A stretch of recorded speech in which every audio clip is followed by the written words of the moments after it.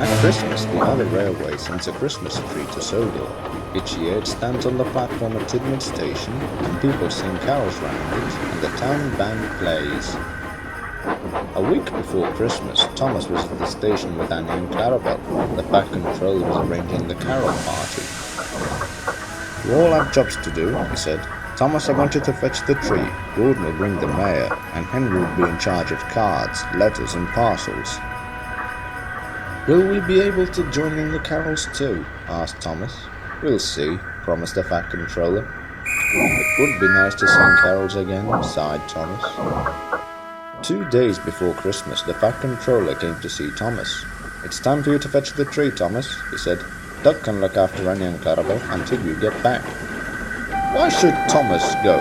grumbled Henry. "We can't do anything a splendid green engine like me couldn't do." "Nor me," agreed Gordon. "Anyone would think it was special or something." Thomas got happily away. The other engines waited for Thomas to come back. They waited and waited. Next morning they were still waiting. "Perhaps he is stuck in a tunnel somewhere," suggested Gordon. Henry let off steam indignantly. "Pooh," he retorted. "He's much more likely to have been turned onto a branch line." "He could have run into a cow," suggested Donald. "He's done nothing of the kind," interrupted a well-known voice. "There has been a heavy snowfall, and he seems to be stranded somewhere near Edward Station," said the Fat Controller. "We're not going to leave him, are we?" asked Douglas. "Certainly not," replied the Fat Controller. "I shall need 2 volunteers." The noise was deafening. At once, Donald and Douglas were coupled back to back, with a van between them and a snowplow at each end. Cold but confident, they set out for the rescue. At the junction, they met Toby, Percy, and Duck, who told them that the Fat Controller had cancelled all trains and ordered all engines that could to try and reach Tidmouth. Donald and Douglas fought bravely on, but the snow was getting thicker now. They struggled through Edward Station.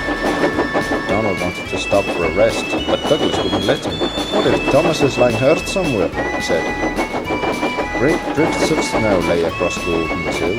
Again and again they forced their snowplows to snow, each time moving slowly forward. Then they drew back and paused for breath. "Hush!" said Douglas suddenly. "I can hear something." Very faintly came a muffled cry for help. "Look! It's Thomas!" exclaimed Donald. "Told you so," said Douglas. "Come on, let's get him out. He must be frozen to his frames in there." Before long, Edward and James arrived in their help. The men clambered out of their van and set to work. Thomas was soon clear. Edward and James pulled Thomas and the precious Christmas tree back to a crossover, and Donald and Douglas helped them back to Tidmouth along the line they'd already cleared.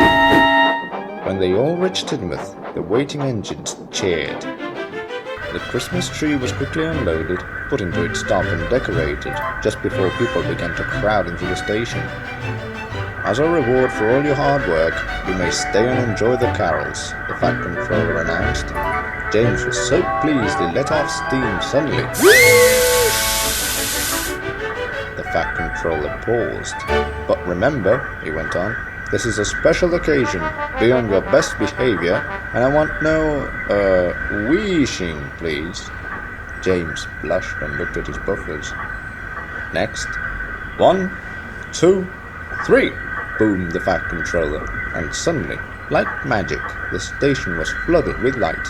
3 cheers for Thomas the Tank Engine and his friends. As the cheers died away, there was a strange whirring noise. It seemed to come from the sky. Everyone looked up, and Percy and Toby smiled. They knew who it was.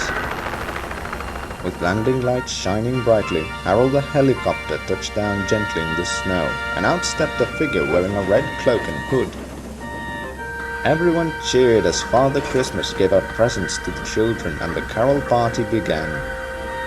Then Father Christmas thanked James and the other engines for rescuing Thomas, and everyone had a marvelous time.